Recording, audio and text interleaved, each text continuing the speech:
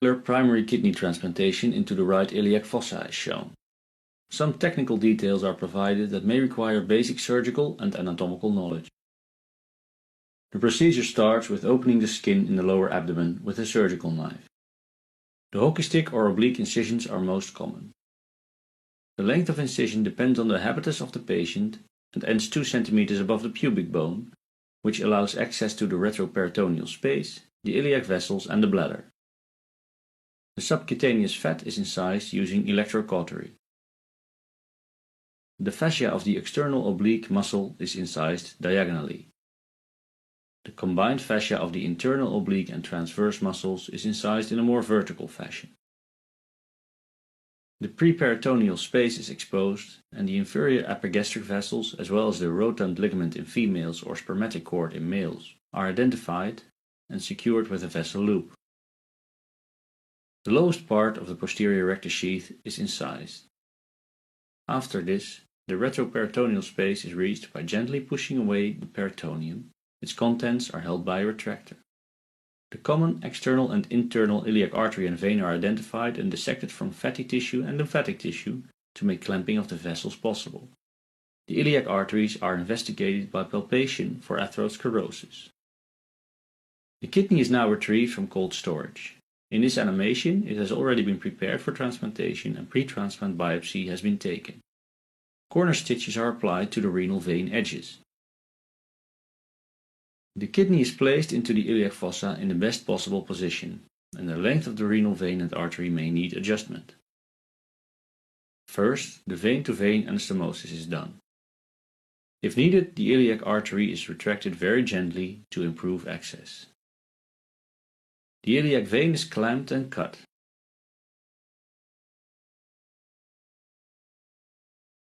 And the incision is extended.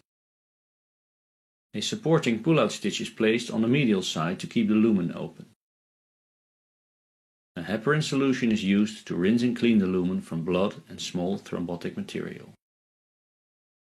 The renal vein corner stitches are connected to the corners of the opening of the iliac vein, and from one corner the venous anastomosis is performed, in general by using a 5-0 unabsorbable monofilament running suture. The supporting stitch is removed and both remaining sutures are knotted.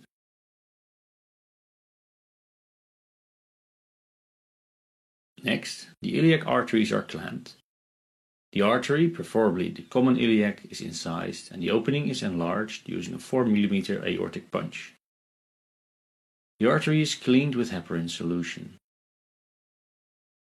The arterial anastomosis is now performed using a parachuted 6-0 unabsorbable running suture.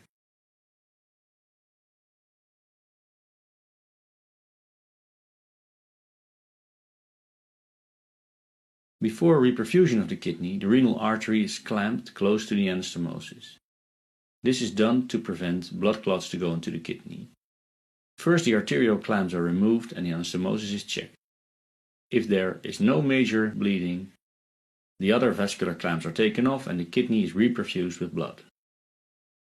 Over time, the kidney color should change to a more pink aspect. The kidney is warmed up using warm saline solution and the kidney and the vessels are checked for bleeding. When the perfusion of the kidney seems to be appropriate, the anastomosis between ureter and bladder is performed. Through the urinary catheter, the bladder is filled with saline. The ureter is cut to the right length and the lumen is spatulated by a longitudinal incision.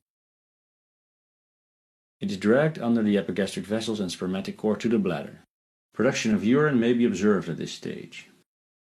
The bladder is now opened, first the muscular layer and second the ceromucosal layer. Corner stitches are placed between the urinary bladder and the ureter.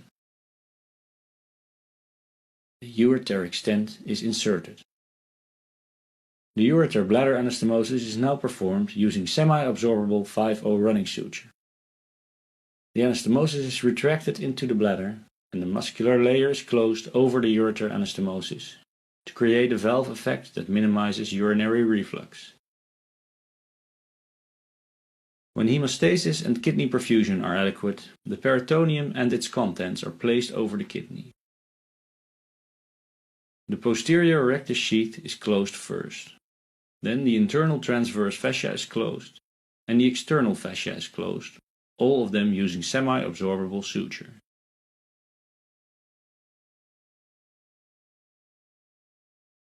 The subcutaneous layer and the skin are closed using absorbable sutures.